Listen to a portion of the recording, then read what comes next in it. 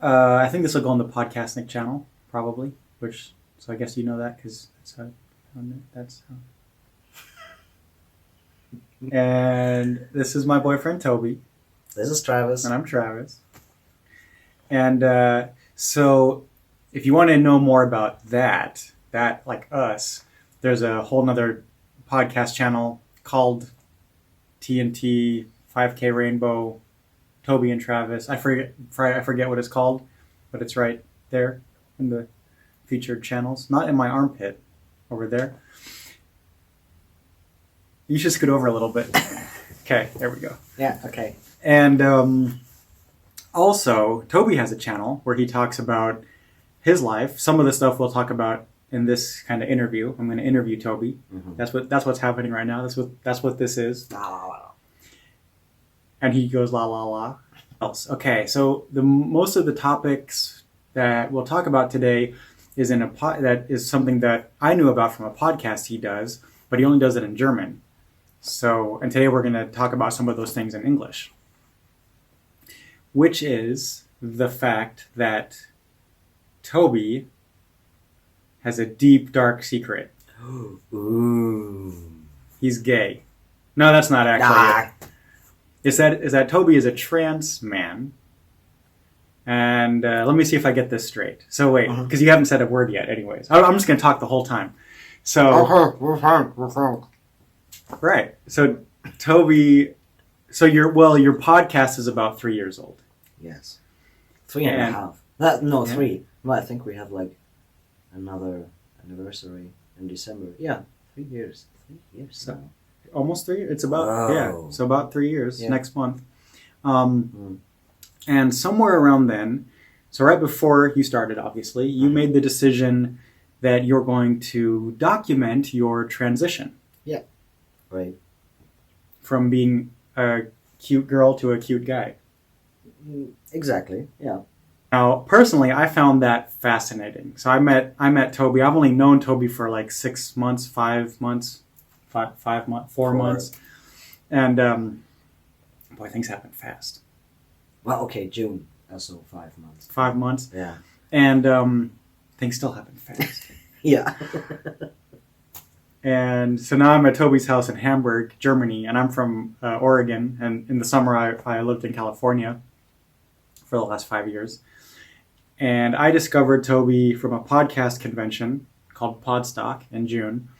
And I thought he was the bee's knees. I thought he was just great. I mean, just look at this guy. He's adorable. And I started listening to his podcast basically while I was still on the trip or on my flight home. And then when I got home, and that was interesting. So I listened to some episodes from the end, which is the way he is now. And I listened to and then I started listening from the beginning, where he had a totally different voice and a whole different, everything was ahead of him and all the fears and questions and everything that go with that. So, but before we get to your life. Yes. I think I'm going to finally let you say something, okay? Fine. Thanks. I'm kind of curious more in general for people that don't have that much interaction with the LGBT community or maybe even less interaction with trans people, whether it's trans women or trans men. Mm-hmm. So obviously your preferred pronoun is he, him, you are a guy. Mm-hmm. So how does that generally work out with how many times do people ask you, what's your birth name? Or weird question, what's in your pants? So the title of this podcast is called What's in Your Pants? For reasons. Okay, what was the first question? Your birth name. Do you go around telling people? No, actually I don't do that. And but I do get a lot of these questions. I mean, like what my birth name was. It's called like the dead name. Right. So, yeah, you should not dead name trans people by calling them by their dead name. And well, I think maybe it's one of the things people really want to know. I think it's just a normal curiosity they have. It's not that they want to harm me or anything, that they're just really curious. But what they don't get by asking me is that they are digging around in stuff that is for me like so long ago and painful and everything else. And I don't even want to hear my dead name anymore. I just don't want to. Because I still have it in some of my documents, or I don't know, things I just have in all my stuff. So that is kind of, yeah. This is maybe starting at the end instead of the beginning, but because you have a YouTube channel, because you have a podcast where you're talking about the whole transition, you do identify yourself as a trans man. Yeah. Constantly. Yeah, I do not identify as a gay man. So I do identify as a trans man. So I am a man, but well, that's that's pretty difficult. That's why I'm saying this is almost at the end. This is like yeah. Because in 5 years, in 10 years, eventually you just want to maybe, and I'm just thinking out loud, but maybe you want to put everything behind you and move to another city and say, I'm just a dude. Yeah, that's what usually happens. I mean, I had it here now in Hamburg when I moved here, like at the beginning of this year. It was the first time in my life where I was what we call like living stealth. So nobody knows about my past and about the surgeries and about name change or anything. And I even did just apply for a job as a man, like the first time ever. Because your ID says your name, it says that you're a male. And right. So it's nobody's business, but maybe your doctors. Every doctor. Every doctor you knows. Have to. Yeah. Mm-hmm. Yeah. That's one of the outings I have to go through. Again and again. Yeah. Again and again, yeah. And this will never change. Now, pharmacy is kind of a gray area where it depends what I need. If you're just buying Band-Aids and ibuprofen, it's fine. If there's some other issues. And that's another thing is people have asked me about you of like, well, how far along is he? Is he post-surgery? Is he anatomically completely a male? And that's where the question comes from, this like, what's in your pants? Right. Because this is the most important thing people want to know ever. Like genital fixated. Yeah. Like, it doesn't care how old I am or what my name is, but the most important thing is what's in my fucking pants. Am I complete or am I not? And by complete it means like the whole gender reassignment surgery procedure. Mm-hmm. It's the same. Yeah. I mean, this with a trans woman, it's the same thing. People just, even if they're married and not on the market, just cannot even, it's not even a relationship question or anything. People just still want to know for some reason. And I really don't get this kind of, I mean, it's totally impolite, and it's like super directly and super straight, this way of asking me as a stranger what my genitals are. Right. I mean, I don't go around asking some stranger, so actually, what's your favorite position in bed? Oh, you don't? I do that straight away. I'm like, so are you more of a submissive? No? You don't? No, me neither. So I don't know. I don't know how else to compare this. How big is your dick? Yeah, right. Because so if someone lost their penis in an accident, horrible situation. Yeah. They wouldn't go like, oh, hi, my name's Steve, and I don't have a dick because of a hunting accident. Yeah, right. Yeah, but if you're trans, this is the question. It has to be. So I don't get it. I just don't. And it makes me sometimes it really makes me kind of sad, because I know where this question is heading to. It is this thing with, are you complete or are you not? So if I don't undergo like the reassignment surgery, like the whole you're not done yet. Then I'm not complete. Then I'm not a male.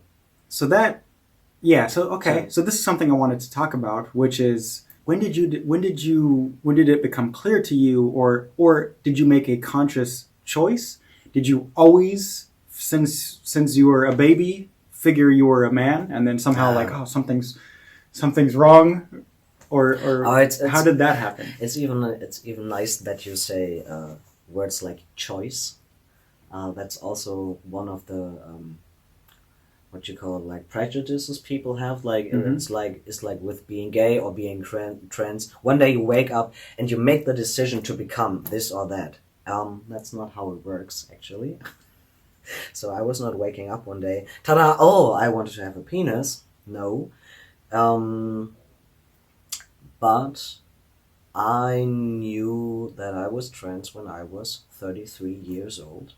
It was in June 2016 when I realized that now I had a word for all my feelings, for what I ever thought was not right with me. And well, looking back, and the gender therapy made me think about a lot of things that happened in my life. Yeah. Of course, I know that I was born this way.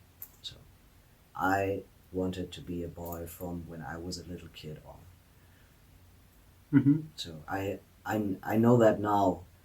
And I know that there were like so many situations and things that happened in my life, so many stuff where I now can look back on and be like, okay, so now I get it. Now I understand what the whole thing was about. But there was just like there was no room for my whole expression of feeling. I know that back then I said to my mother once that I wanted to be a boy. But back in the 80s, there wasn't even a word like transgender. Just like, good for you. Yeah. Yeah. So, yeah. Yeah, so bad. Well, you're a girl. Bye. Thanks. Yeah. You're just a tomboy. And there were like no articles, no newspaper stuff, no nothing. Yeah, like education on, yeah.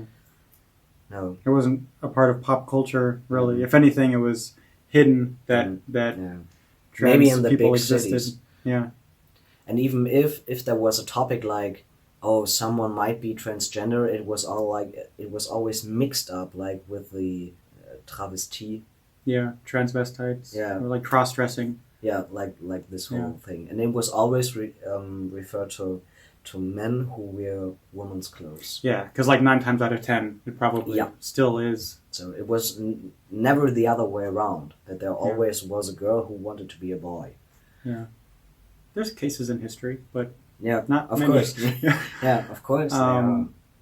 Yeah, I think when people say choice, people are probably more talking about because there are choices along the way. Like, do I choose surgery or not? Because there are a lot of choices. Do I choose surgery A or surgery B?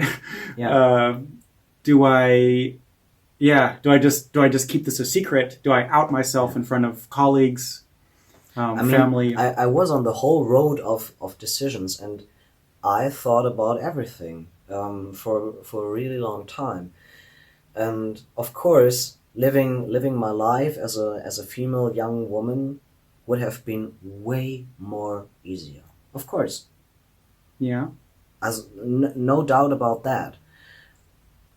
But in the moment I realized that I'm trans, I knew I had to take like the smallest chance there was to be happy, to become happy, and to become the person I always wanted to be, to become the man I was seeing in the mirror like every day for so many years. And what did that mean 3 or 4 years ago when you first? So you you realized. Mm-hmm. But then did you instantly know? Okay, I'm going to get on testosterone. I'm going to do all these surgeries. I'm going to. Yeah, it was kind of escalating a bit. Yeah, of course. You did, but you knew the goal. You knew where you wanted to be. Even. Yeah, first I found out that I could take like hormones to go HRT, hormone replacement therapy. Yeah, this way, That was the first, and then I found out, oh, there are also surgeries I can do, and my insurance in Germany will even pay for that, so that's great. And I thought through all these different steps and was like, okay, first I have to do this and that, and one day it will lead me to the great big surgeries, which are years ago. That didn't happen all at once. So you started Googling or started to educate yourself in a way. Yeah, YouTube was my education. Yeah. Like I mean, like maybe for 90%. I got it all from other trans YouTubers. I just Googled FTM because this was something I've never heard before. FTM, female to male. So this is like, yeah, the begriff. Yeah, the term. Yeah, FTM. Yeah. And I Googled every timeline I could find, like where people started to get on hormones and are on hormones a few years later, and watching the videos and what they thought and what they felt and everything. And with every single video, it was so fucking clear to me that, oh, this is exactly how I feel. This is exactly what I've been going through all the years. Yeah. So we could mention at this point on Toby's channel, maybe I'll cut in a second of it here, something. You have a timeline yourself. Yes, starting with my childhood. Yeah, we could go back for a second. So, okay, we don't need to go into so many specifics, but it's different for everyone, I suppose. But even people that realize they're gay when they hit puberty, or people, everybody that kind of realizes like they don't fit in with 90% or 95% of the human experience, that somehow they're maybe a little bit different. Mm-hmm. And as a kid, that might be very confusing, but you also had these moments. It was just uncomfortable in a locker room or public toilets, perhaps, or which a lot of gay guys could identify with. A lot of people could identify with that, actually, that like something's different, something. But even if you don't have the term for it, or you don't know exactly, you can't define it, but something makes you unhappy. Yeah, that is hard to kind of pinpoint. I mean, I grew up with people telling me that I looked like a boy, that I do behave like a boy. Kids were laughing at me because I looked like a boy. So it was pretty hard, because every day I was just realizing I'm not a boy, I'm a girl. Yeah. And I tried to fit in the best I could, like for over 30 years. We could talk about, because you tried to be happy, right? Yeah, I tried to be a happy girl growing up into a young, independent, wonderful adult woman. Yeah, I tried. You actually tried a few different things. Do you want to go into all that stuff? It's on your timeline too. Like, you had a relationship with a woman. Yeah, that was just the thing. So I always was into boys, but they weren't so much into me because I was too dominant, like too masculine. Too masculine, too self-independent, whatever. So people in school, I mean, I think I was in high school back then. Friends around me started to tell me that I'm a lesbian. Right. Because I looked like one of those butch... yeah. And you thought maybe you were. And I thought, okay, well, maybe this is the thing that's not right with me, so yeah, maybe I should try that out. So when I finished school and moved to the next big city, I went into the LGBT community. I went to some parties where I met lesbians. I was also on a lesbian date at a dating app and stuff like that. And yeah, I think the first 2 years I felt really comfortable with being in the scene, because this was the first time like nobody was looking at me like, oh, you don't belong here, you look different. They're accepting, they're welcoming people. Absolutely, absolutely. You know, that you do have interesting. You can say you've had hetero relationships, you've had lesbian relationships as a woman, you've had gay relationships as a man. Yeah. Not many people can say that. Yeah. Toby's. Yeah. Like from all the letters like LGBT, I had them all. Yeah. I was a lesbian. I was bisexual. Now I'm gay and Just trans. working down whoa. working down the Yeah. all the letters. Mm-hmm. Yeah. So yeah, I tried it all. Yeah, and like later on in my late 20s, I had my first relationship with a woman. Because it was like all the time when I thought, oh, okay, this lesbian thing is totally mine, nicht meins. Funny.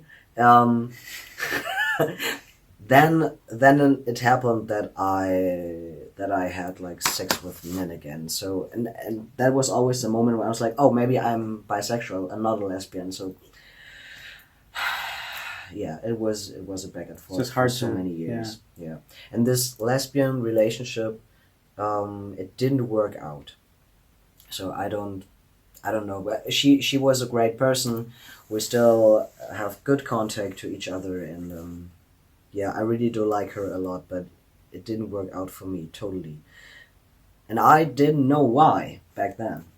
Mm-hmm. So it was later when I realized, and right after my relationship, I was engaged with a guy. Right after that, didn't work out either, so we just broke up. Mm-hmm. Yeah. How old were you then?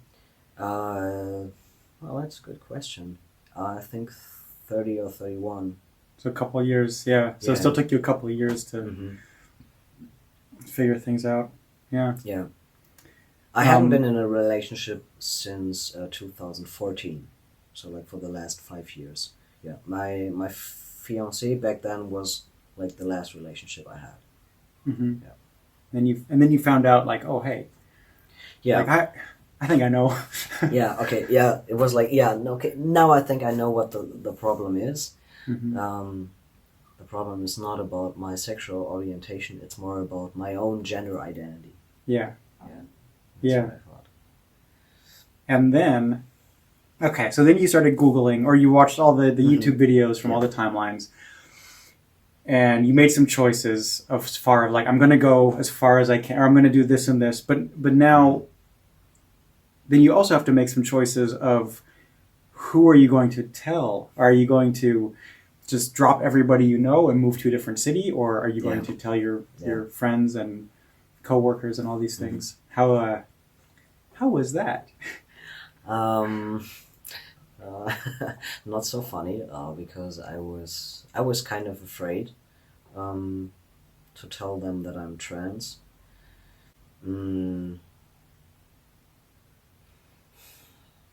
It's being trans is a more complicated outing than being lesbian or being gay. So, and there were like people in my life which had gone with me through all of my outings. Like when I found out that I'm a lesbian, when I found I was going to say, in a way, you've bisexual. Oh, now I'm hetero again. So they were quite used to it, like me outing all the time. But this trans thing was something different. And I need to say this out loud, because I knew that when I go on hormones and things start to change and I start to change, people need to know what's going on. They can't keep calling you Mrs. No. So-and-so and No. you're old. Well, I mean, you've had your... I mean, they can. Yeah. You've been Toby for a long time. That's one thing maybe we should just say, just for the people that don't know you, is you've been Toby since you were a teenager. Yeah, that's right. Yeah, but I was a nickname. Now it's always Toby she, and then I was like Toby he. Yeah. So. Which in German that's more complicated. In English, we don't, like, every noun is gendered. Mm-hmm. You know, like, you're not just a writer, you're a writer or you're a female writer. You're not just a driver, you're a driver or you're a female driver. So all these, in every sentence, even if you're just Toby, in English it just wouldn't even come up until you say her, you know, in the third person. But in German, it's like all the time. Yeah, right. Like in Spanish. If people speak Spanish, it's the same. So at some point you're just like, you need to make that clear. or it hurts a lot, Mhm. or just all the time. So how long? Oh, geez, because you outed yourself many times. Like, Yeah. I guess first it was like your foster Yeah, I parents, your think they were my friends, first ones. Yeah, I guess so. Yeah, my friends. colleagues. Like when you went to work and you thought, okay, today I have to tell my colleagues. How was that? To be honest, I can't really remember what I said, but I think it was kind of a team meeting. Yeah, that was like the only chance I had. No. Yeah. To get all my colleagues. So there were like Jesus. like the two colleagues and the secretary and well, I even think the young woman who worked with us. Yeah. So we just sat there, and I think it was like right after the meeting when I was like, okay, now listen, everybody. Ding ding ding ding ding. I have a serious announcement. Oh no. So really, I don't know my exact words, but I think it was something like, I'm transsexual. I'm a trans man. I just found this out for myself, so please don't ask me any questions I can't even answer right now.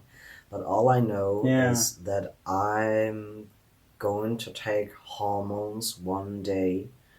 And before I start with that, and before my voice crack starts, or I grow a beard, or anything like that, I thought it may be a good idea just to tell you what's going on.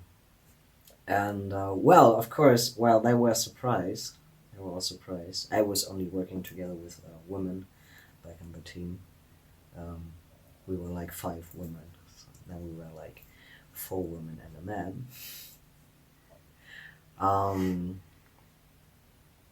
Well, and it was, I don't know. They were just happy for me.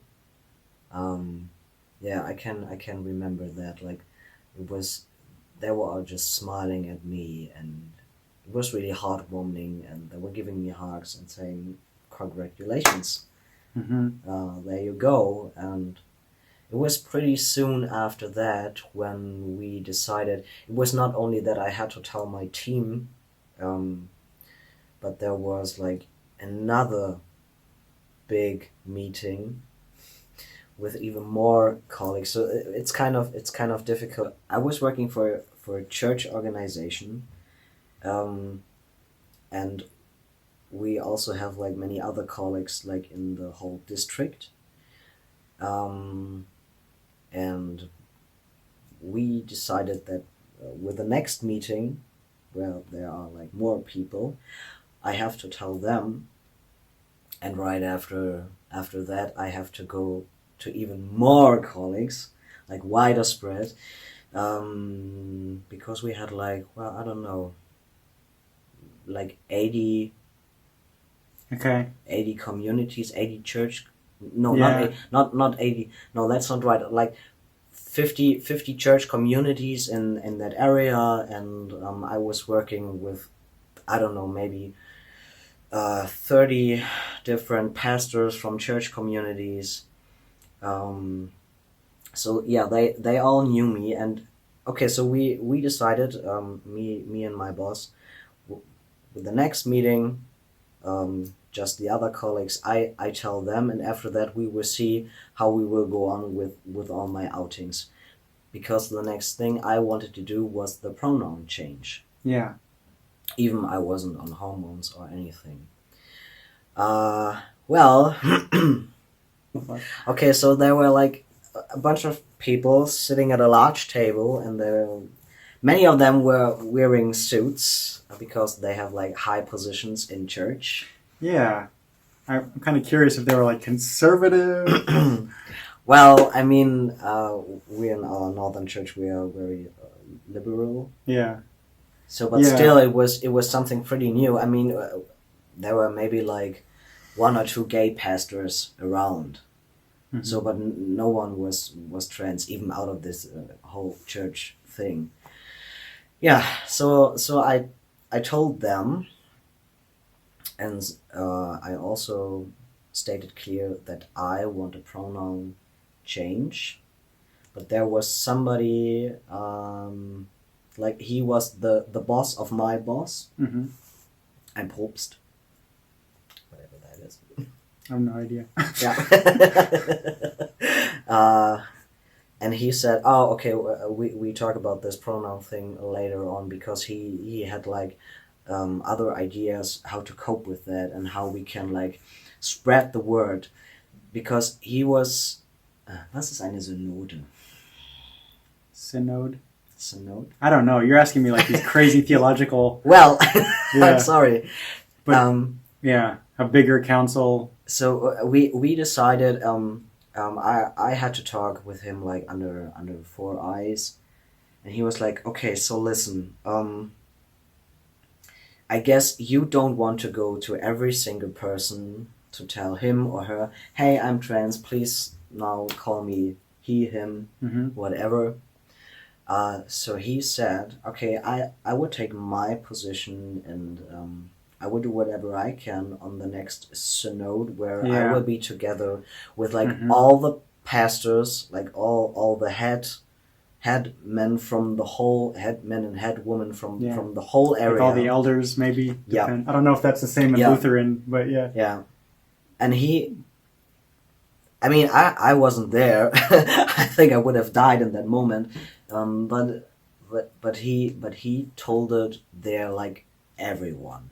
Yeah. So that everyone in the whole area from now on knew, okay, so now we have like a new worker here, and this is Toby, and please call him he, him, if you refer to him. And that was it. And you're probably the first person in that whole council, like in that whole district, geographic region. Yep. Yeah. And I think like, I guess the best reactions I had with the pastors, I had a good teamwork together with, like, even before my outings. When I was seeing them the next time, because we were planning some projects with kids or teenagers or whatever,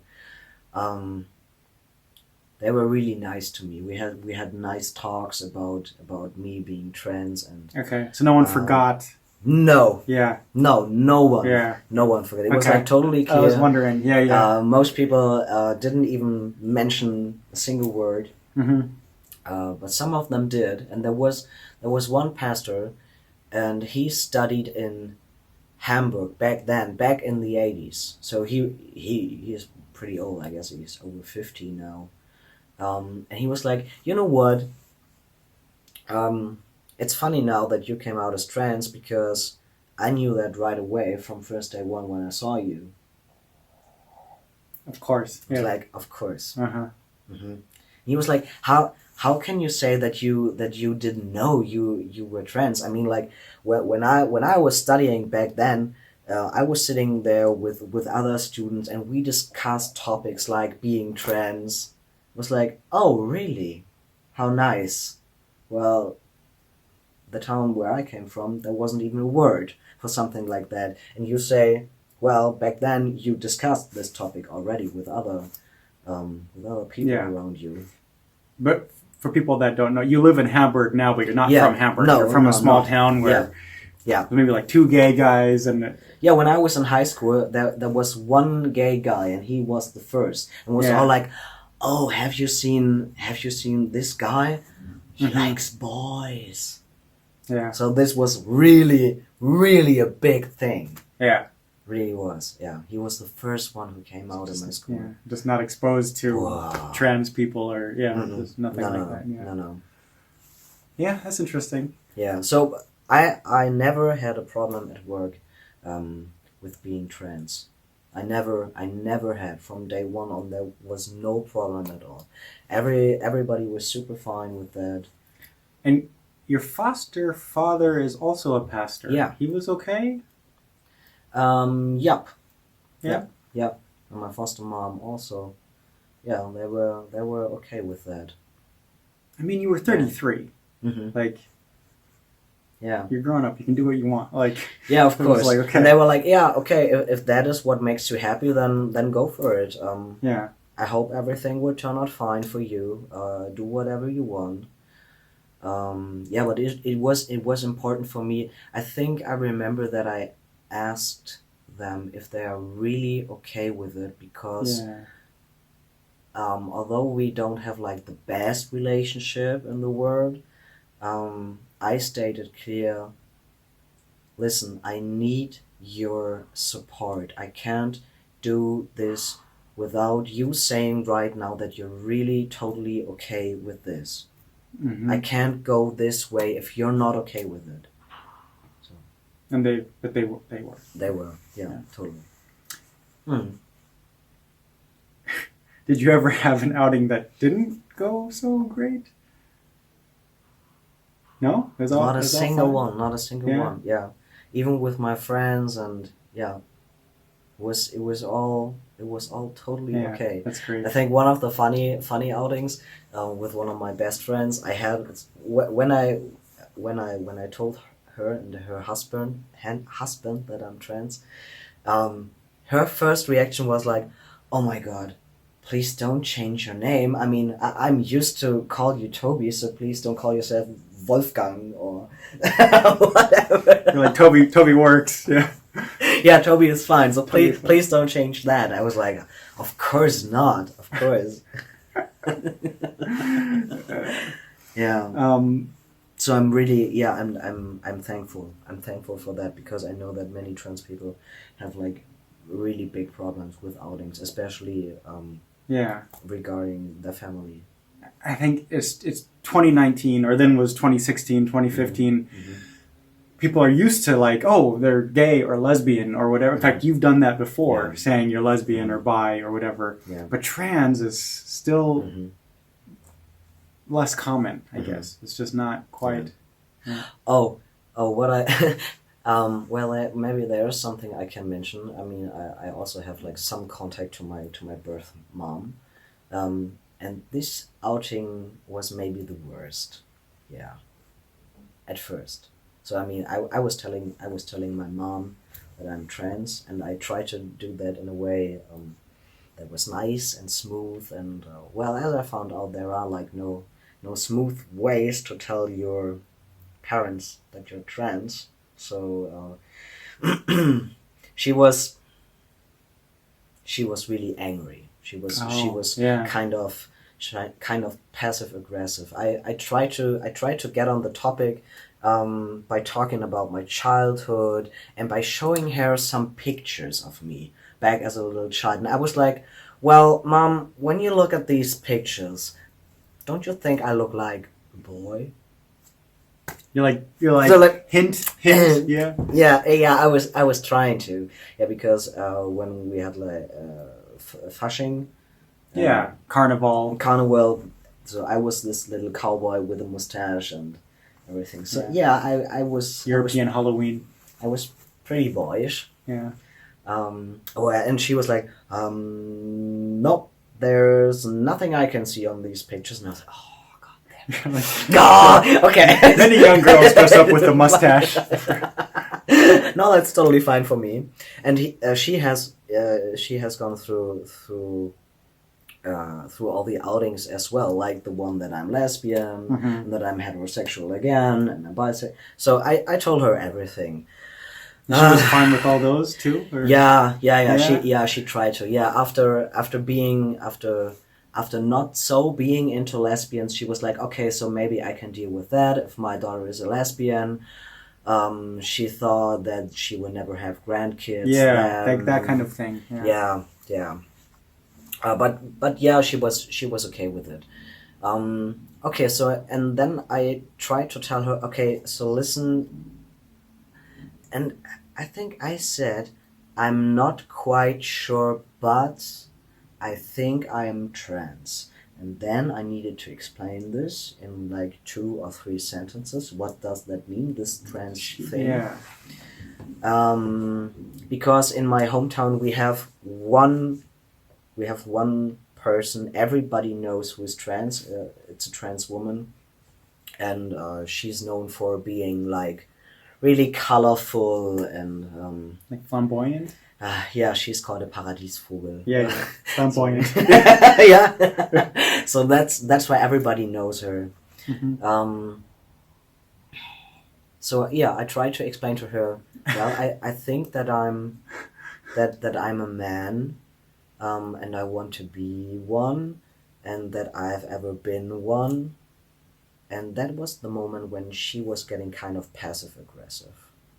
Yeah, she was not even looking at me anymore.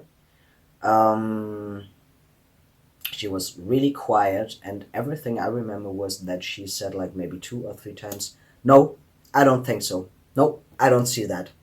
No, Mm-hmm. you're not a man." And I said, "Fine. Maybe that's it for now.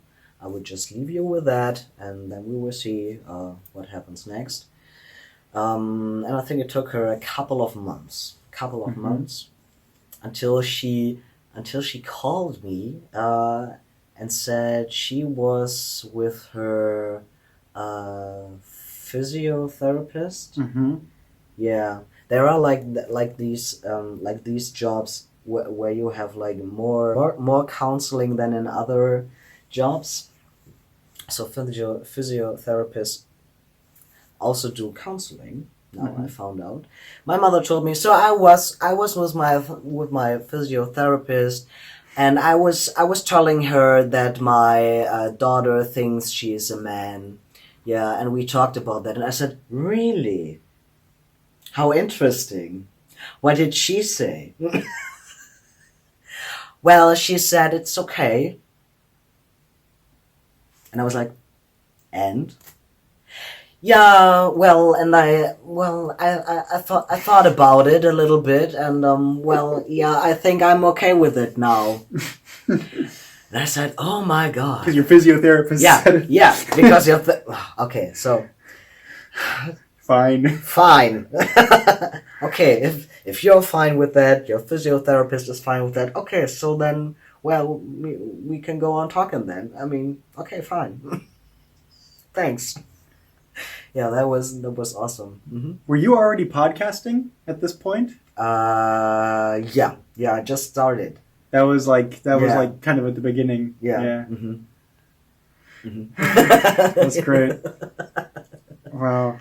Yeah. It is crazy. You documented all of that. Yeah. Right away, like from the beginning. Yeah, and like me and my podcast partner, we had no idea where this whole podcast will lead to. I mean, we had like this idea. Oh, so I'm trans. I'm just starting the whole thing. He was a podcaster right away. I mean, he had like several podcasts before, and he thought, oh well, maybe this is kind of a niche. Yeah. We couldn't find anything that is like. It's like as it's happening. Yeah, like from day one on. Yeah. So there nothing has happened before. I was just really starting with my outings and stuff. Yeah. This was like the first thing, and we said, well, we would just start podcasting and see how long it will work and what we will talk about. Yeah. So, yeah. And it's all. You have a great co-host, Jörn. He's hilarious. Yeah. Yes, he is. And you guys. This is off topic, but you guys get feedback all the time, like that he can control this energy bundle that is Toby. Yeah. And it is. You guys are a great team. Like it's a great kind of balance. Yeah. So our podcast turned into a nice mix of following me through my transition, lots of penis jokes, lots of educational stuff. By the way, for other cis people out there, do we have to explain cis? Not in English. Okay, great. Well, not to people I know. Like cis means you identify with the gender you were born with, basically. Yeah, right. So you can be cis male gay, but yeah. Right. Yeah. I'm trans, you're not. That's right, I'm cis. Sorry. Jeez, you want me to be trans? Well, then I would be a trans woman, and you'd be like hetero again, or you'd. So I'm. No, that's whoa. Well, I'm not into women. I'm sorry. Yeah, I know. Yeah. So You asked. I'm glad you're not trans. All right. Good. I'm into guys. I'm gay. Mm-hmm. That was like the second thing after I had kind of my gender identity fixed, and I think it took me about maybe 9 months, maybe a year. No, it was not a year, but almost. After I felt more comfortable and more settled with myself, like my sexual orientation was then like another thing. I was like, okay, Yeah, really. now when I know, okay, I want to be a man and I am a man and I feel like one, what is my sexual orientation like? So what am I? Yeah. Whom do I like? Mm-hmm. You know, it was pretty clear that I'm gay. I'm pretty asexual, so whatever. What? I don't care about anybody. So anyways, another thing, yeah, so outing, okay, you started the podcast, you did all the outings. It was still a while until you did hormone therapy. It was still a while. Now, I don't remember the order of, because in Germany it might be different than the US. So we might need to talk about that. Mm-hmm. I know you had to go to therapy. Mm-hmm. I think 18 months. 18 months before what? 18 months before even starting anything. Hormones, even. Mm-hmm. Or surgery. Surgery, and I think it was like over a year. It was like over a year before I started hormones. Yeah. And that's by law? Or that's just recommended, or what? Okay, 18 months for surgery, I know that. Yeah. What about hormones? I think there's also some kind of law, maybe 6 months or 10. I don't that sounds familiar. Like I remember you saying something. Yeah. Yeah, I needed to. Yeah. And what's that therapy like?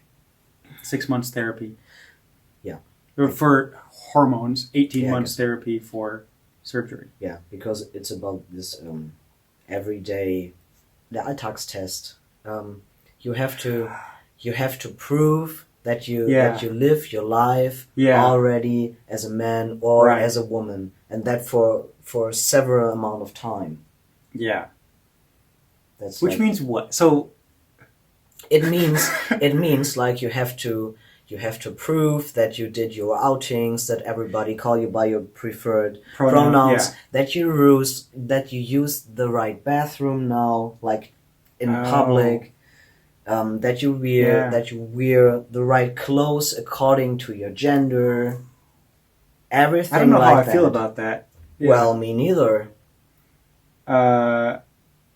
So in Germany, you cannot be a non-binary and get testosterone. Nope. I mean, by law, officially, they have to lie, basically. Yeah, maybe. A little bit. Yeah. Therapists have to write several essays so that you can get like further descriptions for hormones. Is that like the Gutachten thing? Or that's something else? It's Indikation. That's the indication. So the therapist says like, okay, we think Toby is living his daily life as a guy. He's using the men's toilet. Yeah. I needed this to get on hormones. Yeah. So there was no doctor prescribing me anything without this. Mm-hmm. And then there has to be like a second indication for the reassignment surgeries, and was ein Gutachten? I don't even know. It's like a evaluation. It's kind of an evaluation. There's probably some medical term.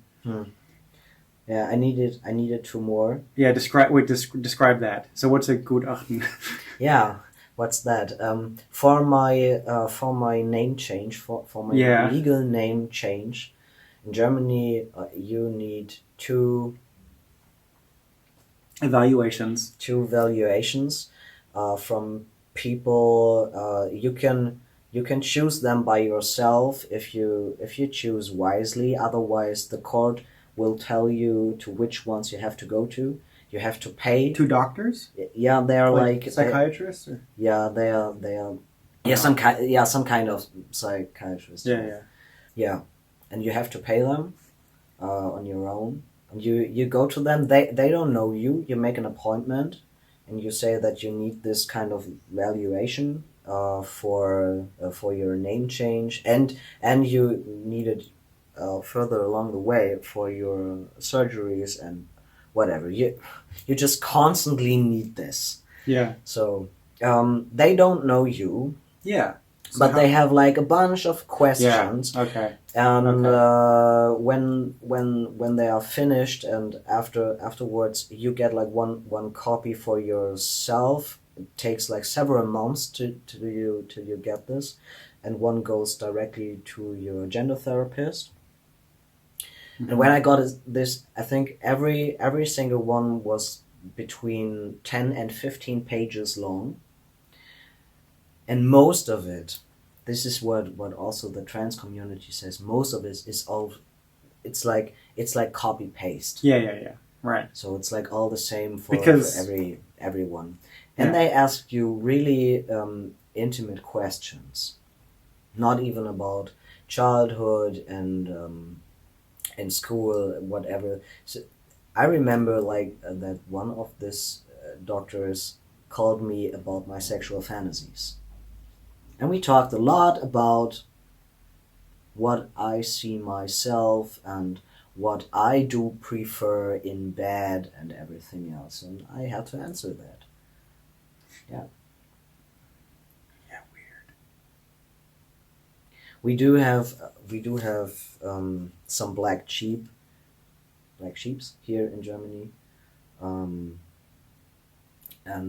this valuation thing es hat einen schlechten Ruf. Yeah, it has a bad reputation. Yeah. I know, it seems strange to me. So because if you're going to the wrong person, it can be that they want things from you or ask you questions which you don't have to answer, and want things which you don't have to do, but because you are so insecure and you don't know what is right and what is wrong and what you really need to do, they're just doing it. So some of them want that you drop down your fucking pants. Yeah. For what reason? Yeah. And if you identify as gay, then maybe that's harder too, because they're like, oh, so you like men, huh? But you want, like you want to be a man. Yeah. And it's just like, I can imagine all kinds of weird. Yeah. Yeah. I told you I got married in a Catholic country, right? Yeah. It's interesting. Yeah. So, but I had good psychiatrists. They were okay. I've chosen them by myself. So I decided to pick like good ones. And then around the same time as your therapy, you had to go to self-help groups, or you went to self-help groups because you wanted to, or? To go there is it's also recommended. Yeah. And my gender therapist also told me that it might be a really good idea. To get in touch with people who are the same as me. Mm-hmm. I found one self group, but it was totally clear that the whole group was dominated by trans women. And there were only a few trans men, and it was not really about helping each other the whole time. It was also more like a political group. Where they were into things like discussions and going to events and fighting for our rights and more stuff like that. And I went there a few times, and then I was like, okay, I don't even see how this can help me. I found more help by watching YouTube videos and getting in contact with some of the trans YouTubers. I wrote some of them. I even Skyped with a few, and this is what helped me. In Germany, or also in the States, or also in the States? Yeah, also was Oh, that's was neat. Skyping with some trans YouTuber from Florida who was moving to another state, but then yeah, so that was more helpful. Yeah. Mhm. Okay. That's yeah. Um. Also, das So lief the- alles ja schon im So this is Hintergrund. like right after your first episode, you Yeah. submitted an article to a magazine. To the FTM magazine. Is that what they're called? FTM? FTM magazine, yeah, that's what's it called. Yeah. You want to read the article? Is it? I can do that. Yeah. Yeah. Okay. Go ahead. Okay. They had like a category called well, what was it? You could write letters or open things to anybody out there. It was kind of Oh, inspiring. So I just decided just to try and see if they want to publish my article. So I wrote an open and honest letter to my mom. Dear Mom, right now you are losing your daughter. It seems like nothing can ever bring her back again. You are calling her by her birth name so hard, so often, on the phone. It hurts, but you don't understand. Although you said it's okay for me, I mean the trans thing, I'm okay with that. But maybe you're not. I'm pretty sure you're not okay, because I'm not okay at all. We had such rough times together, and apart our relationship was never an easy one. And now after all of these years of effort in our connection, in our, well, let's call it love, although we both know it isn't like it should be, after all I beg you to let your daughter go. As if I didn't know that you already lost a child, that my brother will never call you mom again, because long time ago someone planted so much hatred. And what about the other child, which could have been my brother or my sister? I will never know, and I am sure it still hurts, because you don't want to talk about it at all. You are losing your daughter, and I can't do anything to make this good for you. There is nothing I can say, and I feel so selfish, so ignorant, looking through your sad eyes, right into your broken heart, which I can't mend. I am like the only family you have left, and I am so sorry, Mom, really. But you know what? It took me almost 30 years to come back, to return to my natural me that I always was. But somehow I got lost on the way, because there were too many other things going on. Maybe because of your goony boyfriends, which scared the hell out of me. Maybe it was because life isn't just always fair, and we tried so hard to make it right. Looking at the kindergarten photos makes me smile, the cowboy with a mustache. You asked me if it was your fault that I am... Well, no, it's not, Mom. There were days of laughter, and I truly thank you for just letting the little kid be what she wanted to be, a boy. But I didn't know it back then. I know it now, and I had to tell you the truth. Guess you will never use my new name, huh? All male pronouns. So, no, I'm pretty sure you won't. It will always hurt for me, like it will always hurt for you, all of it, everything. I don't blame you, I just suffer with you, Mom. You don't have to be brave anymore. You've been that ever since. It's okay not to be brave. Life still isn't the easy one, neither for you nor for me. I am afraid. I try to keep my head up high, taking deep breaths. You know what helps me a lot? That you said you're okay with that, although you're not.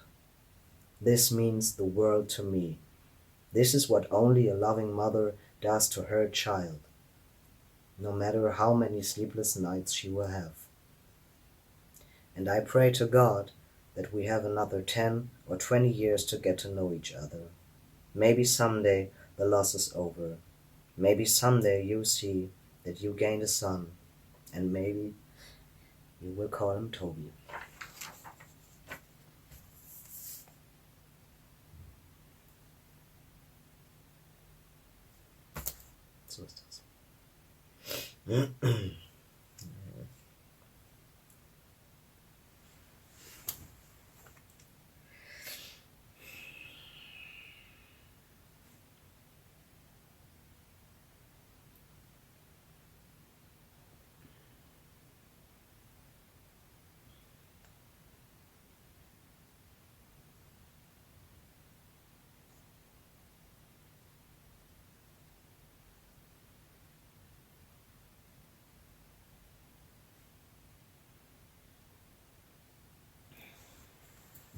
You want to take a break? No, it's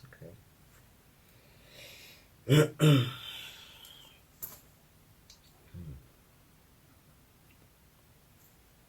So, and still, 3 years after that, my mom doesn't say Toby. She changed to calling me every time my child. That's what she says now all the time. So then she hasn't to use any pronoun or anything like that. Yeah. And she's trying. She's trying her best. That's okay. Yeah. Yeah.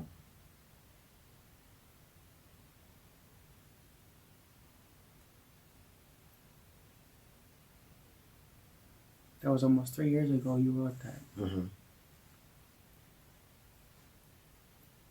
Yeah. It's been a really long journey since then.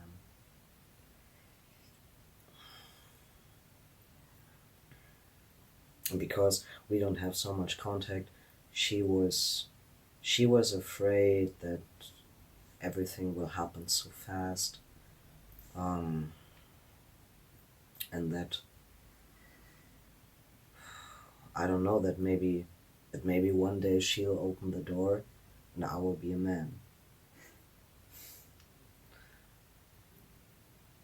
When's the last time you saw her? Last year in August, after my surgeries, she visited me. Yeah.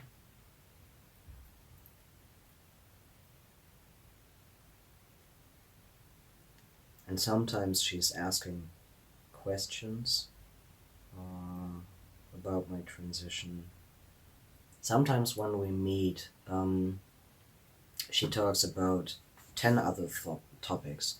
And right in the moment when I have to leave, or when I say that I wanted to leave soon, then she comes up with this trans thing and asks like 10 questions in 5 minutes, and I try to answer them all as good as I can, and with every detail that she wants to have and wants to know about. That my voice was changing was really hard for her the first time. I think now she's getting used to it, that my voice is gone, and this is like now my whatever transition puberty voice, wherever that will go to. The hardest thing for her was about the surgeries, and she wanted to know many details, but I think it was also because she's my mother, and she really wanted to know that I'm okay, because I'm her child, and she doesn't want me to have pain or anything like that. And when she visited me after the surgeries, it was totally clear that I was not okay, and that I was in pain, and that I had complications. And she was curious to see the result, but she was also super nervous and super afraid. Yeah. So I remember there was this one moment when I could see all her insecurity, and I was like, okay, you know what? You just stand there right now, and I would take off my shirt, and you would just look. And if you start crying, then you just cry, and I would take my shirt back on. Mm-hmm. So we just agreed on that. And I did that, and I think she had more pain in that moment than I did. because she just saw what somebody has done to the body of her daughter. Yeah. So because my breasts were away and there were like these big scars and you could see all the bruises and the different colors and bloody things, and that was not easy for her. So, and she really needed a moment. She just needed a moment just to stare at me, just to stare at my body. And then she came closer and take a look, and then she was like asking several questions. I also show her like the other scar I have of the hysterectomy. That was also pretty important for her to get to know how did they take out my organs, and then it was okay. But she, that's, I don't know how to describe that, but she didn't want to see it, but she had to. Mm-hmm. And for herself, even for herself, because I think the moment she saw that, for her it was so real. Yeah. She know, like, okay, this is not a phase, this is not a joke, and this is not something that will go away. This is like permanent now. Mm-hmm. This is my new me. Yeah. Yeah. So that was like last year when they were pretty new. Mm-hmm. Last summer sometime. Yeah. The surgeries were in July. Mm-hmm. Now, if we go back a little bit before your surgeries, so we were talking about your therapy and the self-help groups. Mm-hmm. So before, maybe a year before surgery, even there's like, oh my god. So there's like binders, or you I don't even know when you started wearing binders, for instance, like you tie your breasts down basically. Yeah. Um, I did all of this stuff like for 2 years. yeah. 2 years. 2 years of binding and packing and whatever. Maybe for people that don't know. I don't think, no, I haven't a binder left.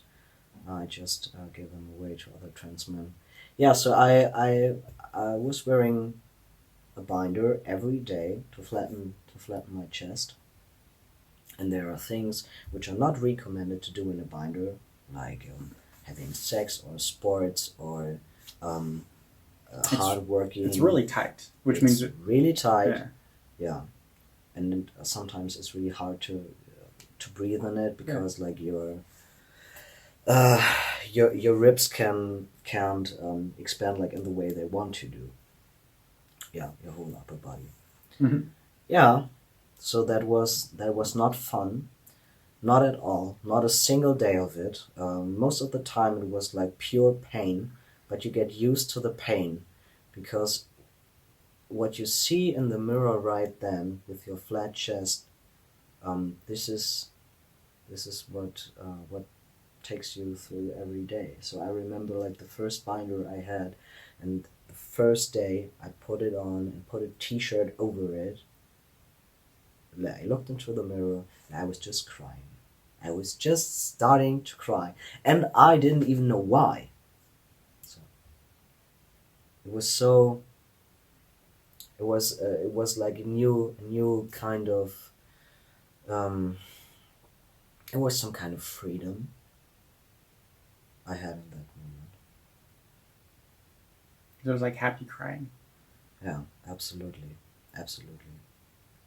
And this new feeling, this new happy feeling of having a flat chest, from which I didn't even know that I wanted to feel that way before, it was worth the pain, like every day. Yeah. That's one piece of equipment. Yeah. The other one is equipment. The other one is packers, which yeah. It's like a prosthetic bulge. And yeah, oh god. And for people that don't know, that could be socks, that could be very intricate Pinoiden, Yeah, penoide. which we probably can't show on YouTube. Yeah, maybe not. We can, but we don't want to risk anything in this video. Yeah, but Yeah. it's prosthetic bulges. Sometimes there's like a harness. Sometimes it depends. There's all kinds I did all of that. There's a whole industry out there. Yeah, and I ordered it all. mm-hmm. Whatever I could. Yeah, I tried to. And you review them on your podcast sometimes. Yeah, I talk about these prosthetics. Some of them crack and make noises. And, yeah, the cracking peen. uh-huh. And that was all. Yeah, so you still wear Packers when you leave the house. Yeah, most of the times. Um, Although, like now, 3 years from that on, I don't know where this leads to, but for now, it seems like I'm going back, because prosthetics are also, they are pretty annoying. They never do what you want them to do. We have some good stories. Yes, of course, losing them in public toilets. Yeah. Whoops. Oh no, my penis gone. That's great.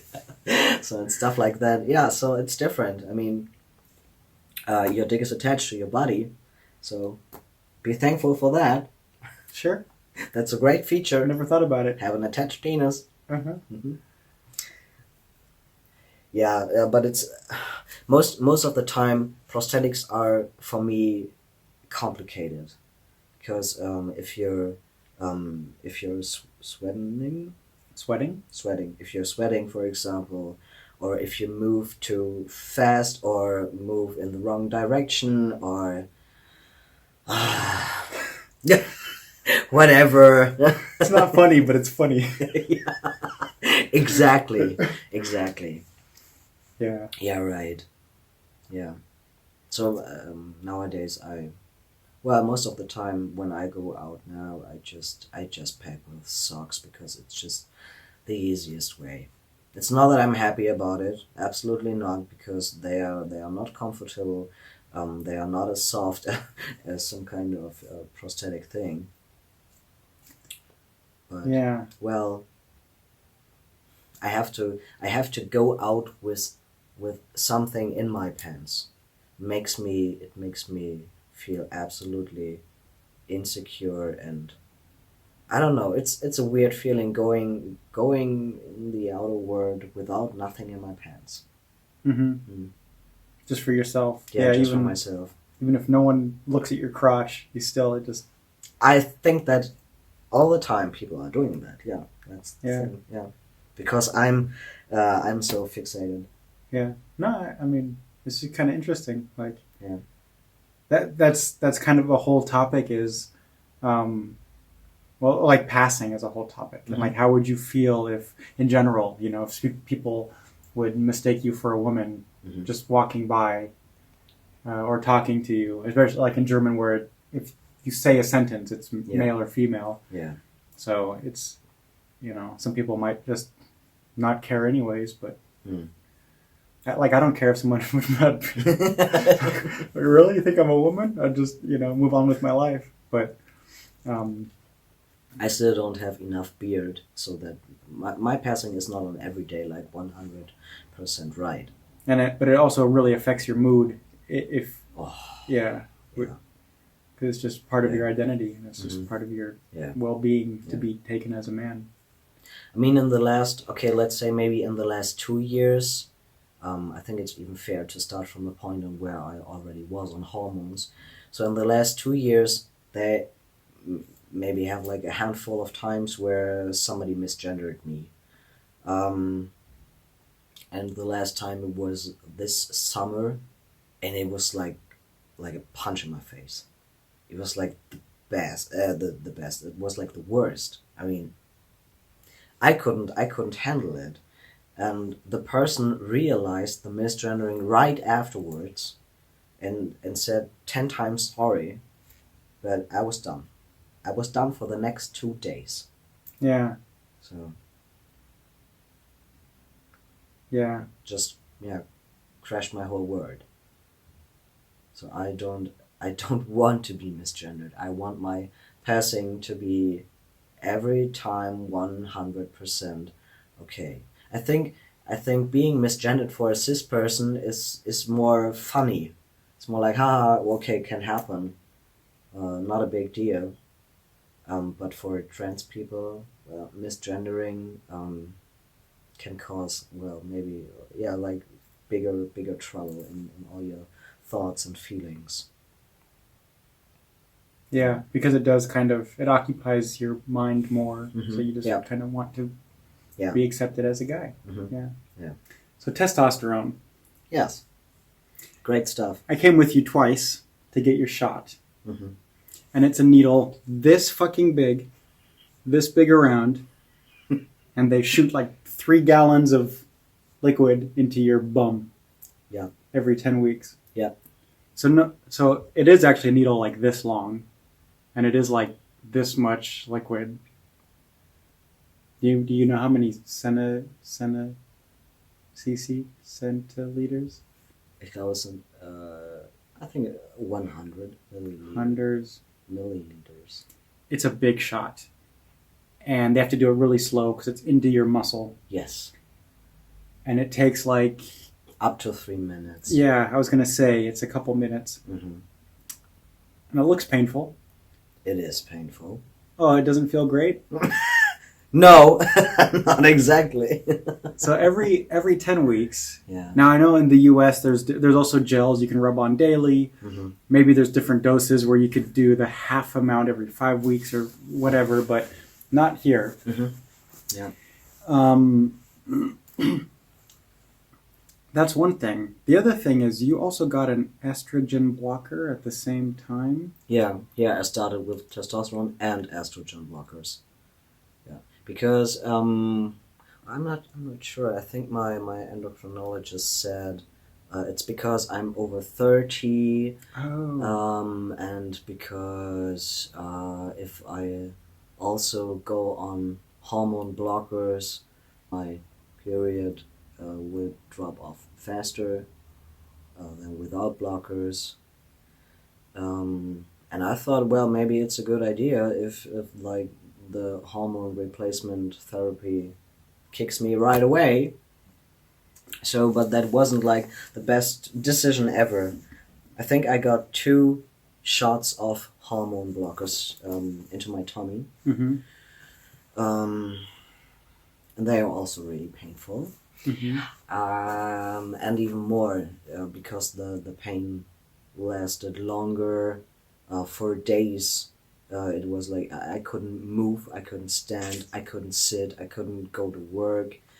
And it was getting worse every time I got the shot. So Okay. after the 3rd one, my doctor just said, okay, maybe we just skip the hormone blockers because it's pretty common that many trans guys Can't stand the pain. Yeah. Not only because of pain, but also because of other Oh, okay. things, of other side effects. Yeah. Yeah. So, but yeah, puberty kicked me right in the ass. I was going to ask, so what... So on the podcast, you could your voice changed before you even announced it. Like you Yep. secretly started your... Yeah. I secretly went on testosterone without telling the whole world outside that I was going to. Yeah, but you were like, hi guys. So... People started asking if I was sick, if I had some kind of infection or... Because it was like instantly obvious, yeah. Yeah. I mean, I thought Yeah. so. Yeah. The doctor said to me after the first shot, okay, this will take maybe up to 6 or 8 weeks until you can feel anything or until your voice will start cracking. Yeah. 3 days. You're like, 3 how's it going, fellas? And it was like puberty. Like your voice was cracking and yeah, you're and like, hi, I go. yeah, exactly. And I got acne, and I was sweating a lot, and I was constantly hot all the time, and I was so damn hungry. Oh yeah. Yeah. Oh yeah, you talked about eating like bowls of chili. Yeah, like 1 kilogram, and it was only only dinner. It was only dinner, so not mentioning the rest of the day. Yeah, I was constantly eating. Yeah, Mm-hmm. whole pigs. Getting hairs in weird places, maybe. Was that later? Yeah, that started a little bit later. Getting more hairs. Yeah, like the scruffy whatever. Yeah, Yeah. Mm-hmm. Well, now I'm how long? 2 years. Almost 2.5 years. Yeah. And all I got is some little fluff over here, and some sideburn. Today's November 14th. Mm-hmm. Did it August 14th, 2017. Wow. 2 years and 4 months. 3 months. Yeah. Mm. And that's what he looks like. Okay, Mr. Hairy Guy. Yeah. Now I have more hairs, even on my back, and on other places. Nobody wants to know. Yeah, I mean, you know, but I don't know anything about this.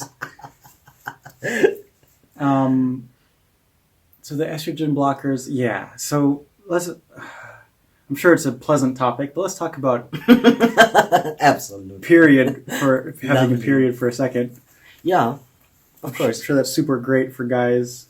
Absolutely, because maybe you have noticed that on the men's toilet in the closing section. Yeah, the stalls. That there are no trash cans. Actually, I never noticed that because why should you? Why would I ever notice that they're missing? So, but for having a period like for over 20 years, then, well, I was pretty used to having trash cans on toilets because women out there know why. We all know that you're not supposed to throw your trash into the toilet. Mm-hmm. So having a period is not the best when you are a trans guy on a man's toilet. Yeah, you just like carry it out to the outside trash and like run. Yeah, away. where everybody is like washing his hands and well, that's not super fun at all. Absolutely not. People think you're bleeding to death or something. Maybe, yeah. So there's kind of some trauma and things we might not think about, just kind of like... Yeah, and my period stopped pretty fast. I think it was like 3 or 4 months after my first shot. Mm-hmm. And then I was period free and totally happy for maybe 1.5 years. Yeah, okay. Was it like that? I mean, okay, maybe only 10 months. Mm-hmm. And then there was just one moment when it came back. Yeah. Just from one day to the other. Yeah. And I was more than frustrated. I couldn't handle it in that moment.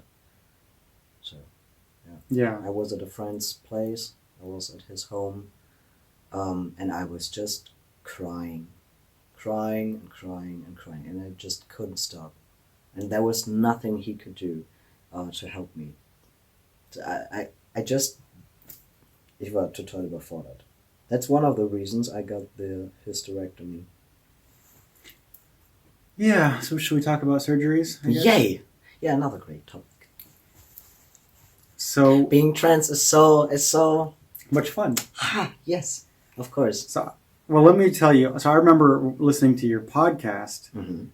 At the very beginning, you were considering the options. Mm-hmm. And there's a couple different options, like for breast removal, for instance. For top surgery. Mm-hmm.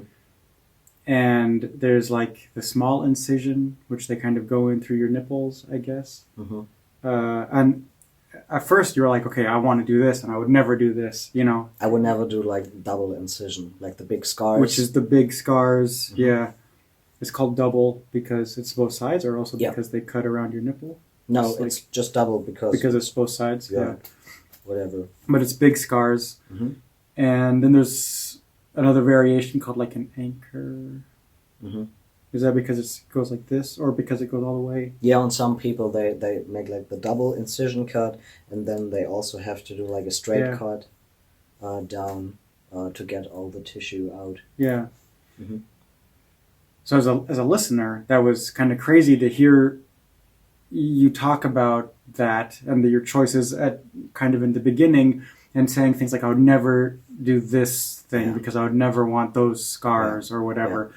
And then you know, as you did research on the different types of surgeries, you realized, okay, but to have one surgery where there's less likelihood that you'd have to go back in and have correctional surgeries later. Mm-hmm. It was not only about research; it was because of the consultations with the surgeons I had that I changed my mind. Yeah. Because I had one surgeon who wanted to do the periareola with me, because he said, okay, you're a perfect candidate for that. You don't have so much breast tissue. We can try to work that out. And all he said was, there's one thing he can't promise, that maybe during the surgery he has to do one more cut right under my nipples, so maybe that I will have like scars that look like lollipops. Oh yeah. Mm-hmm. Lollipop scars. That's also a common thing. Yeah, so he told me that, and then when I went to this surgeon, the best here in Germany, I would say that he's the best because most of the trans guys go to him. He has kind of a good reputation. He's going to do good work. He does a lot. Yeah, like 5 guys a week. Yeah. 5 guys a week. Yeah. Yeah. That's pretty amazing. Yeah, and he told me that he's really sorry, and he's sure that I don't want to hear this, but he wouldn't recommend the periareola at all for me, because I'm so skinny on my upper body. And he said if he does this, or if I go with any other surgeon who does this, that it will be kind of a guarantee that I have to do a revision surgery. Yeah. Because there won't be any guarantee that any surgeon can get all the tissue out with the first surgery. And he said if you can feel your ribs and everything, you will see every single tissue that doesn't belong there. And he was kind of begging me to go with double incision, just to make sure that I'm just done with one surgery. And this whole thinking about and changing my mind, it took a long time. It took a really long time, and I think most of it I was just sad, because I was super sure that I will never ever have the big scars. I just don't wanted them. I just don't wanted them at all. And then I made the decision just to go with a surgeon who said double incision is best. Yeah, so I tried to. I was standing in the mirror very often, even before surgery, just trying to imagine what this will look like, and trying to get familiar with the new look I will have one day, and try to say goodbye to my breasts, because they were totally fine, totally healthy. Everything was okay. There was nothing wrong with them. They were just on the wrong body. And the surgeon I went to, he also made the hysterectomy in the same surgery. People also know that he does this, like 2 surgeries in one. And I decided the full hysterectomy, getting my ovaries out and my womb at the same time through my abdomen. Yeah, you have a little scar right here. Yeah, under your stomach. Yeah, right. And that was a pretty hard thing for my body, like 2 surgeries in one. So when I woke up, it felt like I crashed into some big truck or something. So Everything I knew before about what life will be like after surgery and what the pain will be like and what you can do and what you can't do, well, maybe it did help a little bit. But when you wake up that day, it's totally different. It's so fucking different. And after that, I had 4 months of recovery lying ahead, and it was not planned that it took so long. Yeah, I was gonna say, So, there's kind of complications, or yeah, I had some complications with one scar. It was just painful. I was just constantly in so much pain. I couldn't walk or move or anything. I was just laying in bed all the time, trying not to think about what I have done to myself and to my body, not to regret anything. But on some point, I'm pretty sure that I got some post-op depression. yeah, And I think it's also important just to say these things out loud, because I'm pretty used to see pictures of trans guys being posted up because of several Facebook groups and whatever, where they all try to make funny faces or smile into the camera and be like, hey, everything's okay, I'm totally fine, now my new life starts, and I'm just looking at these pictures and be like, well, it's not that easy. I mean, for me it wasn't that way. And there were days when I regretted the hysterectomy the most. So I was okay with my top surgery, with the result. I was okay with that. But the constant pain in my under down area, whatever, and the bleeding and stuff, it caused some negative psychological side effects. So it was like that. Yeah. So that was maybe like the hardest time I had in my life. So when people say like being trans is a decision or something like that, it makes me so fucking mad and angry, because they have no idea what this whole journey is like. So of course this was my decision to undergo these surgeries, but I needed to do that to fit into a society which only exists with 2 genders. And I had the wish to be in one gender where I belong. I always tried to be on the female side. I really tried. I tried so hard, but I never made it. I never did. So when I found out I was trans, it was for me so fucking clear that I had to go the whole way just to fit into this male society role. Yeah. So I had to do the surgeries. I had to. Yeah. Wasn't a light decision, but No, it wasn't. It wasn't. Oh, and I lost my nipples, just by the way. yeah. So there's scar tissue where the nipples used to be. Yeah. It's not like there's nothing, but it's Yeah,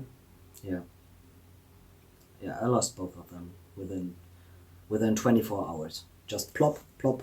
They just fell off. So I know that's a thing. Many trans guys in America also, they don't know about that. I think there are still some kind of different procedures between the United States and Europe. I'm not sure how to. I can't explain it in detail. It's just that I couldn't see like the whole tissue for the first 12 weeks. I didn't even know what was under like the whole crust thing and whatever. And after it all slowly fell off, it was totally clear that there was no circulation of blood anymore. Yeah. So that was pretty. They were not like black dead. So they had a shiny red tone, and then it was getting lighter and lighter and lighter, and it was like white. It was like plain white tissue. And it didn't even hurt when they came off. Just, So. yeah. Yeah. And now I have the big scars. Mm-hmm. And I'm over 1 year post-op, and I'm okay with that. But still, it's not something I would go without shirt anywhere. So I wouldn't do that. Being shirtless, at a beach or anywhere else. Me neither. But you could.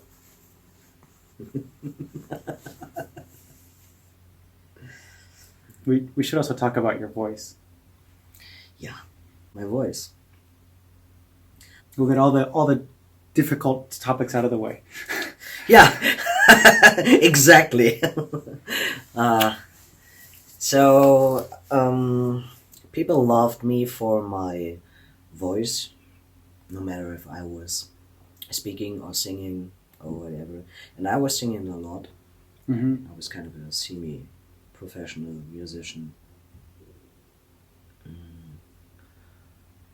Yeah, and my voice was the thing I was also proud of the most. If people would ask me, so who are you?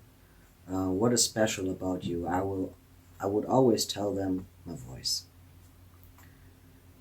And losing my voice was the side effect I was afraid of the most. Although I wanted to. I wanted to be a man. I knew I had to go through puberty. I knew that my voice will crack at some point. And of course, I wanted that. Mm-hmm. But on the other hand, I didn't want to lose my voice. So, yeah, but I did. Faster than I wanted to. And even now, like being on hormones for over 20 months, I still don't have the feeling that it has already settled. I still have sometimes in the podcast, you can hear it sometimes, that there are still like these cracks where suddenly I'm like extremely high. So, yeah. There's a video on your channel or on YouTube someplace on your channel too where you do a duet with yourself, where you recorded yourself singing a song before testosterone, and then you sang at Podstock. It was actually the first time I really saw you. Yeah. At Podstock. Yeah, that's pretty funny because when I went on hormones, I knew that I had to record as many songs as I could really, really fast, so that I would have like some video documentation, audio, whatever for the rest of my life that would remind me of what my voice sounded like back then. Yeah. And the video you're talking about, I recorded this on the 3rd day after my first shot. And as I said, on the 3rd day, my voice was starting cracking. When I wanted to re-record parts of the recording the next day, so on day 4, I wasn't even able to sing the song again. There were already like some little tones, I wasn't able to get them, like the high ones. They were already gone. And first I thought, oh, well, I'm not having a good day, so where we try the other day. But it was only getting worse. So that's it. Done. And there was no chance for me to record all the things I wanted to.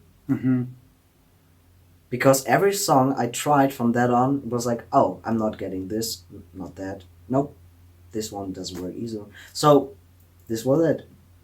So on Podstock this year, I wanted to present something for the public audience. I thought maybe they might be interested in what my voice sounded like and what it may sound like now if I try to sing, even if it's not like the super best voice in the world. Yeah. And I practiced this a lot at home, and it made me cry every time I was practicing. So I had this one recording, like the one from 2017, and then on Podstock, I did a live duet with this older video, and the other people loved it much. Yeah, People liked it. Yeah, it's my favorite topic. So, puberty. Mm-hmm. How's that going for you? Well, let's put it the other way around. Remember your own puberty? Mm-hmm. What happened to your libido? Nothing else fine. Of course. Maybe we should ask like the other male listeners out there what their puberty was. It was just one big horny blur. So, Mm-hmm. well, it's pretty funny when you're like 35, 34. Absolutely funny. Mm-hmm. I was attracted to everything. Moving, not moving, persons, objects, everything. Everything just literally turned me on. Mm-hmm. Mm-hmm. In almost every situation. So there's all kinds of little topics we could go down, like your dating apps. Uh-huh. Yeah, that was the main reason I went onto gay dating apps, because of my higher libido. Actually, so yeah, how are you seen in the gay community? Maybe that's an interesting topic. Well, it depends, because the reason for me being there is to find sex dates. Mm-hmm. So, regarding to that, it's not that every other gay man out there is like, yay, super cool, I'm totally into that. If you're trans, it's more the other way around. So yeah, so there's a limited opportunities. Yeah. They don't. Most of them just don't. Okay, let's say maybe they accept me. It's more like they tolerate that I'm also on this dating app, but they don't want any further contact. Maybe grab a beer or something.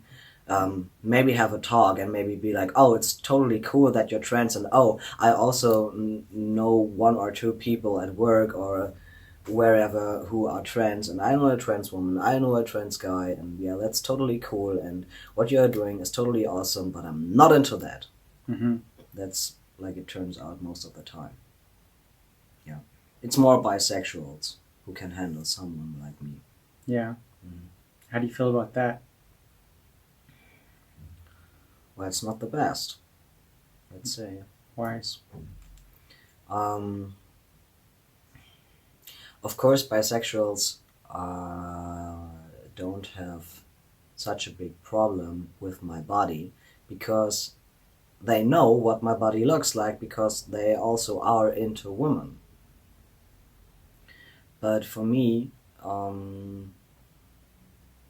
I had some sex dates where I felt it like kind of in between, or even before we started kissing or something else, that they were not totally accepting of my gender identity. They thought I was a woman who was easily to fuck. Yeah. So yeah, there's still just kind of like the wrong energy. Absolutely. And even during sex, in some sex positions, you can even tell the way that they touch you, the way they look at you, if they treat you like a man or not. I know this sounds like totally bizarre, but for me it felt like that. Yeah. You talked about that a lot in your podcast, so yeah, you brought it up. Yeah. Yeah. So this is only just small topic now here in this interview. So yeah. But you mentioned a lot. There's a whole before your surgeries of like there's just areas that are off limits and that would be ignored and So Mm-hmm. So just for the trans people out there, for the community, if anybody is not accepting your boundaries, just let them go. Yeah, you don't have to accept that. Yeah. Or put up with that. No way. Yeah. Yeah. What's this? I don't even know what this topic is. I don't remember this one. Yeah. Well, I had... well, yeah. I had kind of an... how can you call this? Like a sexual accident. The condom was lost. I mean, like, totally lost. It was like... the guy and me, we were totally freaking out because we were turning my whole flat upside down to find this fucking condom. Because it was before the surgeries. So, being on testosterone is not, it's not like a Verhütungsmittel. Yeah,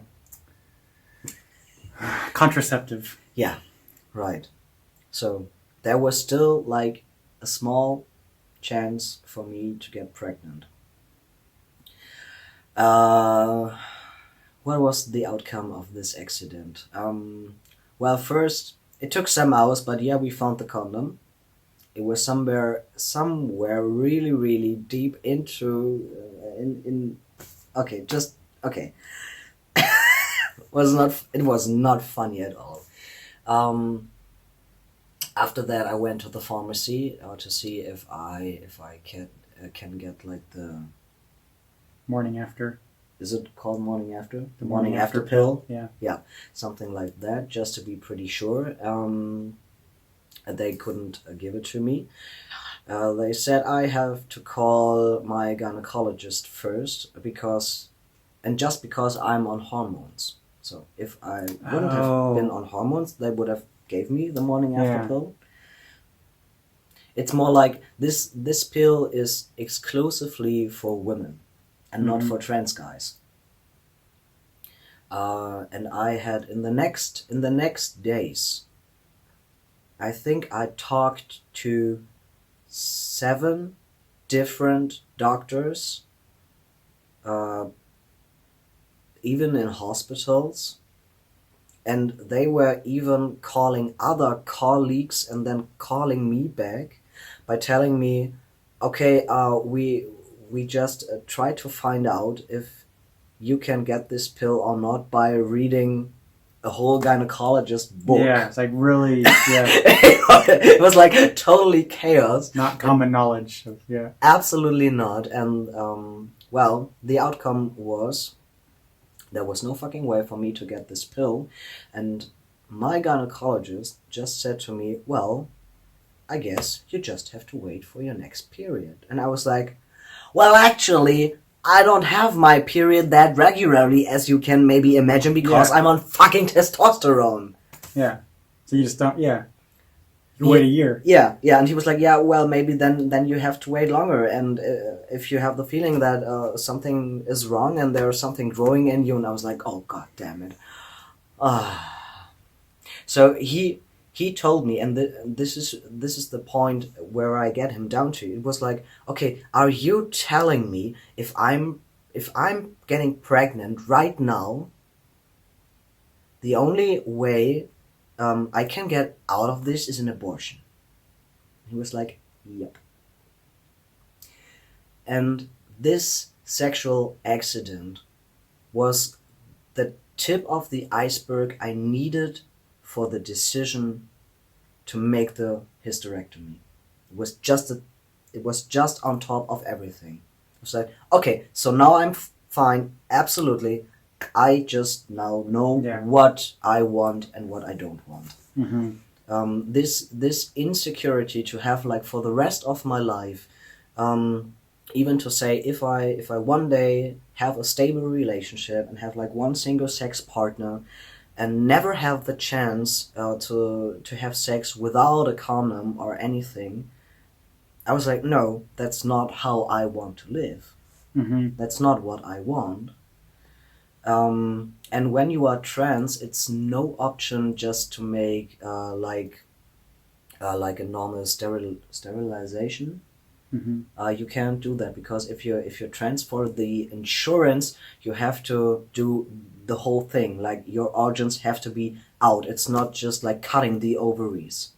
You can't just do that. I asked my surgeon if I can do that. He was like, yeah, just get your tubes tied. yeah. And he was like, no. If you are officially trans and your insurance has to pay for this surgery, we have to do the whole thing. Weird. So yeah, okay. Yeah. Is that because of some old law, some old way of thinking, or?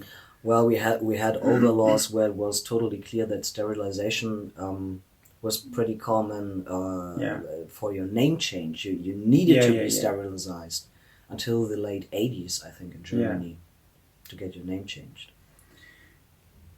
Which is the next topic I wanted to bring up. I know there's all kinds of fun sex stories you could talk about, I'm sure. Oh, yes, I could.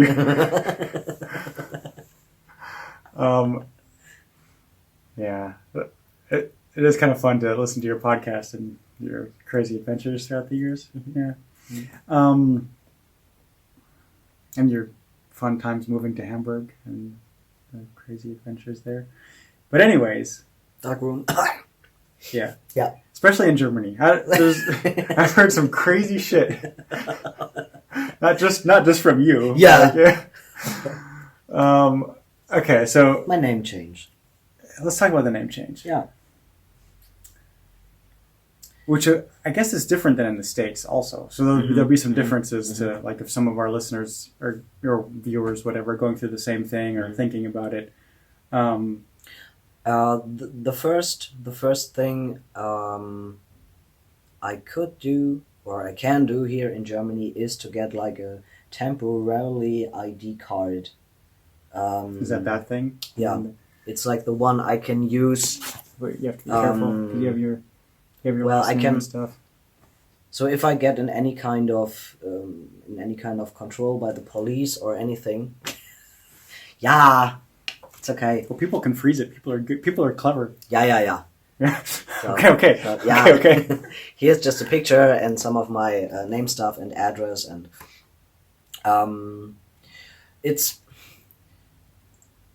we have an institution in Germany where you can get these ID cards for the time in between, for the time where your passing is not the best, maybe for the time where you are officially trans but not on hormones or anything, but you want other people to respect your gender identity and you want them to use the right pronouns and everything. So this ID card tells in 3 different languages, in German, English, and in French, how to treat somebody like me, and what I am. You want me to read it? You want to read this? Mm-hmm. So, all right, it says, the designated person, that's Toby, is undergoing physical transition from biologically female to male. Both the law of the Federal Republic of Germany and the medical and psychological treatment of gender dysphoria require the designated person, that's Toby, to present in public as male. So require, In addition, because of the transition. In addition to some physical changes, this includes, among other things, wearing male clothes, period. Yeah. This is essential to the process of socialization in the desired gender. All authorities and organizations within and outside the Federal Republic of Germany are kindly requested to support this treatment to the maximum extent of their authority and to respect the expressed gender of the bearer. This document is intended as a supplement to existing passports. So your passport could be in your old name. Yeah, of course. Then, it is only valid in combination with a valid ID card. It has been issued by the Deutsche Gesellschaft für Transidentität und Intersexualität. Right. So I used this for, I think a pretty long time. So if you had some documents with Toby and some documents with Jacqueline, which was not your. Yeah, it was my. That's what you keep saying in your podcast. Yeah. My name is Jacqueline. Jacqueline Schmidt or something. Jacqueline Schmidt, yeah. Then yeah, so you could, because that could, that could cause a lot of confusion, or even like fraud charges, or all kinds of stuff. So then you have this explaining like, no, it's. So I went on hormones in August 2017, and my name was not legally changed by that time, and my voice was starting cracking and things like that. So yeah, it was a good idea for the whole time. So I think I had this over a year. Yeah, because if you had a passport with a woman's name and maybe you just don't sound like that anymore, then you'd be like, Entschuldigen Sie. And for the whole name changing process, I also needed like the validations we talked about, like the two different ones. So it was the court wanted to have them, and well, after that it's pretty easy. You just send in the validations and the indication of my psychological evaluation. Yeah, this other thing. But now, if you needed some letter from your old employer, then you would have to tell them like, hey, but could you please use my new name? You have to explain it to every situation. Yeah, I had this. Yeah. Like a few months ago, I had to organize different letters from older employees, and none of them knew that I was trans, that I have a new name now. So you have to explain that even years later, even a few years after you never... Years later. Mm-hmm. Now, if the police wanted to find your old name, how easy is that now? For some reason. Impossible. Yeah, why? Yeah. Like your birth certificate. It's impossible because there is none. It's not. So the way I understand it is somewhere is the original birth certificate with some handwritten note on it saying his name's now Toby. Yeah. But thing, no one has access to that. That thing is like locked away in an archive in a vault in the basement of maybe the hospital where you were born or whatever. And there's another birth certificate that says Toby, male, and that's the one that's public. Yeah, that's the new one. And that's the only one. And that's the only one that any authority could even get to. So it's like the person I've been for 33 years has never ever existed. Yeah. Yeah. That's kind of creepy. Totally. Kinda. Yeah. Absolutely. Because this is my past, but nothing is existing anymore. Yeah, but no one, the cops can't dead name you just by being assholes or because they want to. They just don't have the choice. You're just Toby. In one episode we talked about what might happen if you, I don't know, if you commit a crime and then undergo like name change and everything, and what happens then? Is there even a chance that they can get you for the crime, and what then? Will you be like I wonder. Verurteilt. Convicted. Will you be convicted as a female or as a male, or I don't know about the law situation. I guess. Would you go to a prison for male? Yeah. I guess it will be different in several countries. But we were joking. I know, it's kind of weird, yeah. Yeah.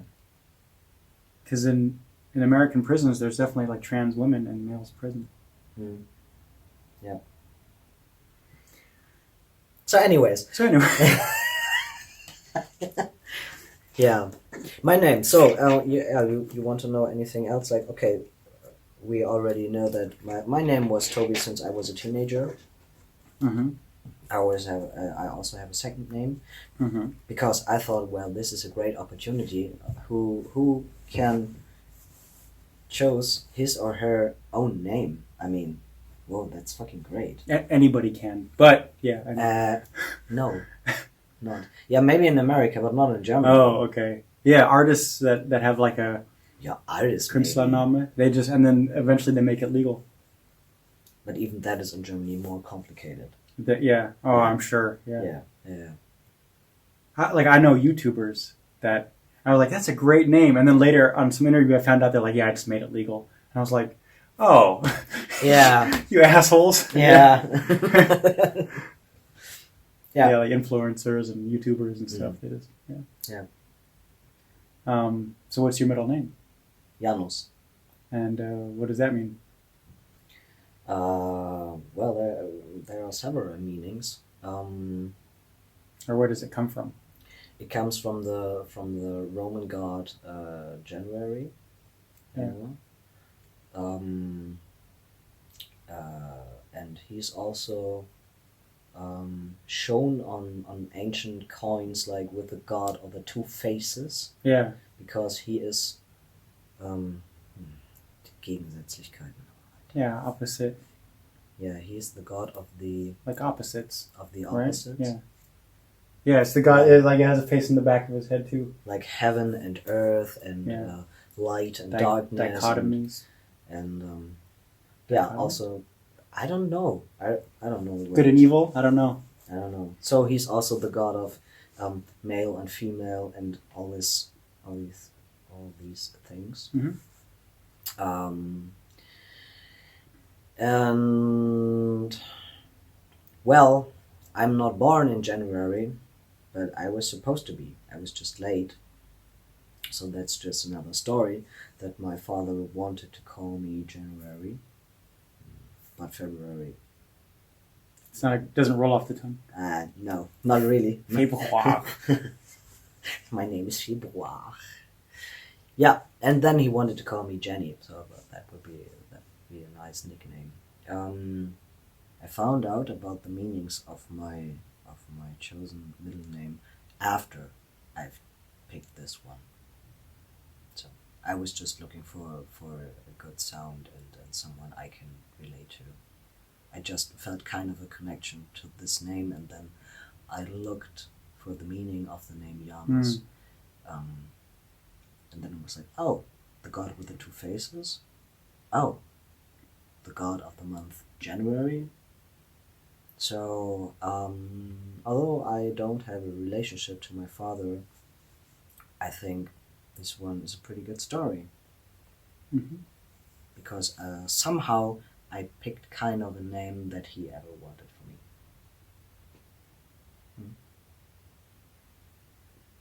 Yeah.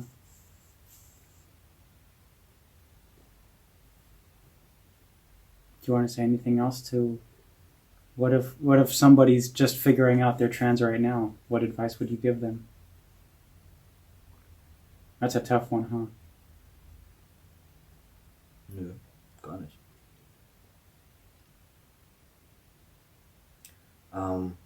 If somebody finds this out right now, I would say look out for support.